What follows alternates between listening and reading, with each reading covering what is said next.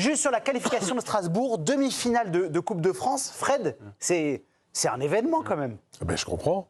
Et puis, deuxième événement, c'est d'avoir vu un Gessine Yacine qui est décidément un super joueur, qui avait été repéré par Romain De Caulle, il l'avait pris à l'époque du l'USLD à Dunkerque, il l'avait pris d'un petit club du Sud, je crois que c'était Marignane, et il s'est déjà bien épanoui à Dunkerque, et là, il fait des petits trucs qui sont assez incroyables quand même, dans les petits vous avez espaces. bien renseigné dans le monde du tennis quand même. N'est-ce pas, hein, vous voyez, le prof.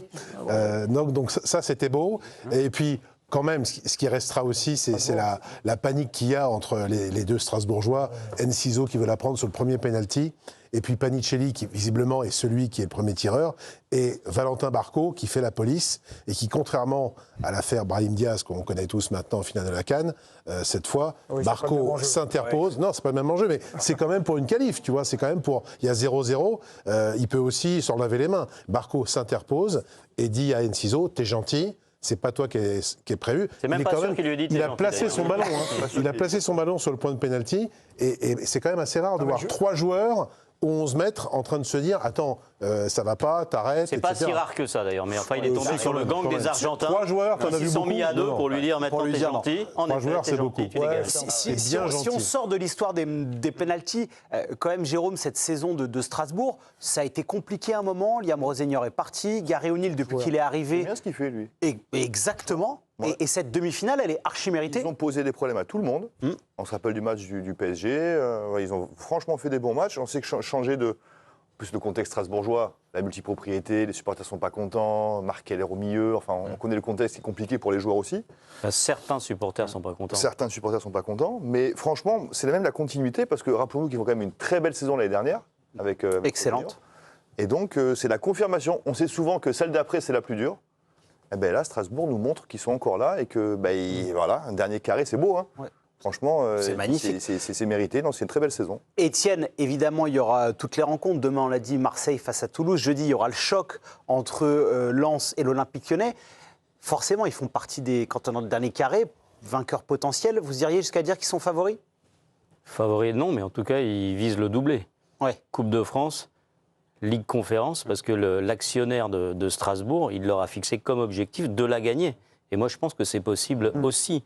Donc c'est ça le paradoxe de cette équipe de Strasbourg, c'est que c'est l'équipe serpillière de Chelsea. On vient prendre le... Ouais. Oui, non, serpillière, on vient prendre le... Vous êtes maître de vos propos, Étienne Moiti, c'est pour ça que vous êtes rémunéré 1 million d'euros par an. Au milieu de la saison, on le sort d'une équipe qui est en train de fonctionner, etc. Pour moi, c'est véritablement en faire sa serpillière. Mais pour le coup, en termes de jeu, il y a continuité. En termes de résultats, comme je le dis, ils visent un doublé quand même assez incroyable pour Strasbourg. Donc forcément, on se dit que la multipropriété, c'est pas bien, mais ça peut marcher de temps en temps. Si c'est bien géré, c'est toujours... Le problème, c'est la compétence. Alerte générale, information importante pour les fans du FC Barcelone. Pas de but suffisamment marqué. Victoire 3-0 des Barcelonais face à l'Atlético. Ils avaient perdu 4-0 au match aller. Ils sont donc éliminés face à l'Atlético de Madrid. Je crois que Ludo est assez triste de l'échec de Barcelone. On en parlera un petit peu plus tard, il y aura le débrief. J'ai un peu de... Voilà. Ludo a quelques amis barcelonais sur les réseaux sociaux. J'ai frôlé la cata. Ouais, ça arrive. J'ai frôlé la cata. Ça arrive. Votre avenir personnel ne nous regarde pas pour l'instant. Léna, on a une petite déclaration de Joaquin Panicelli, justement, qui parle de ce penalty gate. Et avec beaucoup de bienveillance, Giulio est mon meilleur ami dans le vestiaire. C'est normal qu'il ait voulu tirer ce penalty. Je suis très content que nous l'ayons tous les demi. Son meilleur ami après Valentine Barco, sans doute. On termine ce tour de table sur Strasbourg. Nabil, un commentaire. Est-ce que dit Étienne finalement sur la multipropriété, est-ce que finalement ça ne devient pas un peu annexe la multipropriété vu la saison que réalise Strasbourg ? Parce que ça tourne plutôt pas mal et on a envie de les regarder et puis ils avancent et qu'il y a de la qualité. Et même en prenant l'entraîneur et en prenant un joueur, il reste tellement de bons joueurs que finalement on a presque oublié qu'ils aient pris l'entraîneur et Mamadou Sarr qui est retourné du côté de Chelsea. Alors j'utiliserai peut-être pas le terme serpillère, je dirais, j'ai l'impression que c'est comme une réserve, tu sais, quand tu avais l'équipe première et puis de temps en temps on venait piocher dans l'équipe réserve les meilleurs éléments. C'est plutôt ce sentiment-là que j'ai. Mais en tout cas, ce qui est clair, c'est que c'est une équipe aujourd'hui qu'on aime regarder. Il faut dire les choses clairement. Pourquoi ? Parce qu'elle joue bien au foot. Pourquoi ? Parce qu'il y a des joueurs de grande qualité et probablement des joueurs qui vont derrière aller à Chelsea ou ailleurs. Après, s'ils peuvent valider avec Strasbourg, s'ils peuvent faire vivre des émotions immédiates aux supporters de Strasbourg, eh ben c'est super et tout le monde sera content. Ensuite, la multipropriété, elle n'est pas toujours vertueuse. Il y a des clubs qui se sont Bien effondrés, sûr. comme le D'où le débat de la Boavista compétence, en fait. Et d'autres.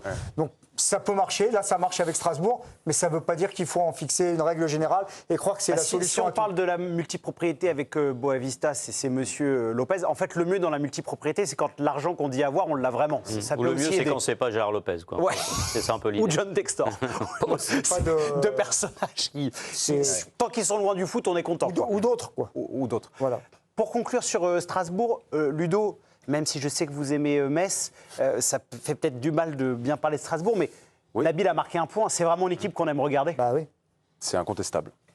Qu'on aime regarder sur le plan footballistique, mais aussi sur la personnalité des personnages. T'as raison. C'est-à-dire, Panicelli est un garçon qui a un certain aura. Barco également. Je veux dire, il fait 1m60, il vient et c'est lui qui fait la police au milieu des deux. C'est Joe Pesci, il est arrivé, il leur a dit c'est comme ça. Non, mais il faut quand même. Alors, c'est tout le paradoxe de la multipropriété, c'est-à-dire que vous êtes en train de vous amouracher de cette équipe, hein, vraiment, que ce soit, à mon avis, les supporters du Racing ou même les simples spectateurs comme nous.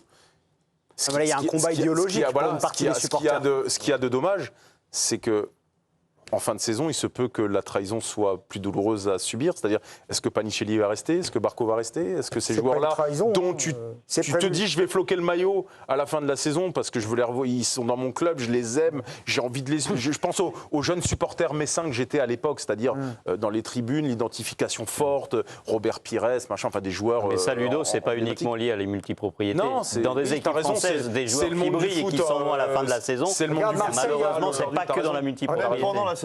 T'as raison. Ça peut arriver. Regarde Marseille, il n'y a pas de multipropriété, Ouais. les joueurs ils partent plus vite qu'à Strasbourg. Vous avez raison. Non, mais C'est global. Pour le coup, on peut aussi se dire, sans faire l'avocat du diable, sans la multipropriété, Panicelli ne joue pas à Strasbourg, Barco ne joue pas à Strasbourg, ils n'ont même pas mais la chance de il faut les voir. Il faut à un Jérôme. moment donné où, enfin, moi je sais pas vous, mais je prends le meilleur. Ouais. Vous savez quoi? On a vu plein de choses. Enfin, on n'est pas là depuis aussi longtemps qu'Étienne. Mais on est là depuis longtemps quand même. Non, mais c'est vrai. Ça viendra. Mais si tu as du talent, si tu sais du... C'est pas évident pour tout le monde. Je sais, mais c'est un compliment. Non, mais voilà, je prends ce qu'il y a à prendre. Oui, ben Strasbourg, vous l'avez dit. Moi, elle me plaît cette équipe. On voit tellement de matchs. Oui, voilà, les gars. tu mais prends ça sur- fait, tu ça prends ce fait qu'il y a à 10 prendre. ans que si tu te démerdes bien, tu as un match du lundi au lundi. Franchement. Il y a des matchs, d'ailleurs, on en parlera tout à l'heure sur le foot. Voilà. Il y a plus de. Il n'y a plus tout le temps des matchs qui me font lever sur. Et Strasbourg me fait lever. Je ne connais pas ce club, je ne connais pas cette ville, mais quand je vois Strasbourg, Vous parfois. n'êtes jamais allé à Strasbourg, Jérôme? Ah si, je jouais beaucoup de fois là. Et d'ailleurs, tiens, et la Méno. c'était Exceptionnel. extraordinaire. Puis la refait- La Extraordinaire. Mélo qui était muette pendant le premier quart d'heure quand Oui, même. hein. comme d'habitude. Pas de supporters. Et Émile Gillet, qui produit cette émission, si on peut avoir la stat de nombre de guichets fermés. Enfin voilà. fermé. Voilà. On a compris l'idée. On a compris l'idée, le stade plein quoi en gros. J'ai bugué totalement. Consécutif en Ligue 1, je crois que c'est c'est bien. assez énorme. Ah oui. C'est assez énorme. Bah après, c'est pas lié simplement au fait qu'ils aient été repris. Je veux dire que Strasbourg, c'est une ville de foot incroyable. T'as C'est des raison. supporters Mais oui. avec une passion dingue. Ils ont une vraie histoire dans le foot avant que ce soit Chelsea qui les possède. hein. C'est un club qui est descendu jusqu'en N2. Il y a C'est aussi pas un club si qui a Même été- CFA2 Il y a 10 à ans, l'époque. il y a Oui. 7, 8. Et Donc N3. en N2 ou N3, CFA2, N3. ils étaient déjà avec une méno qui était comble. C'était exceptionnel. Mais il faut souligner quand même, là où parfois les dirigeants, et on peut le remettre sur le devant de la scène, mais le travail des dirigeants en coulisses, quand tu vois la tempête qu'ils ont prise après Rosenior, aller chercher Gary O'Neill, qui nous fait ce qu'il nous fait là, c'est-à-dire dans une humilité la plus totale, c'est-à-dire qu'on ne l'a pas entendu. Le mec est venu, il a pris en main cette équipe et il en a fait peut-être une version encore meilleure que celle que Rosenior Alors, nous ce qui est bien pour lui, c'est qu'il nous arrive quand même, proposait. il n'arrive pas sur une feuille blanche. Oui, voilà. Non, Il y a une bonne base de travail. Sur un terrain pro. Et d'où l'intelligence des personnages, c'est-à-dire de ne pas révolutionner les Mais choses, il d'avoir profite aussi du bon boulot d'avance, toujours pareil. La stat des guichets fermés en Ligue 1 face à Lens ce week-end, ça faisait 72 fois de suite que la Méno était pleine, c'est énorme. Pire que Lens. Comment Lens avait plus ou... Là, vous allez me. D'accord. Là, Alors, on va là, vous demander me en prenez au régie. piège, on va demander en régie. Puis, Voilà. Non, mais Je crois que Lens a aussi une longévité de C'est- guichet fermé. c'est- En revanche, c'est- Lille deux un villes peu de moins, foot. d'après ce qu'on me dit. Oh, Etienne. Non, mais- C'est lui qui t'attaque et tu reviens sur moi. Président, vous avez les cartons. Je garde ça près de moi. Je garde ça près de moi.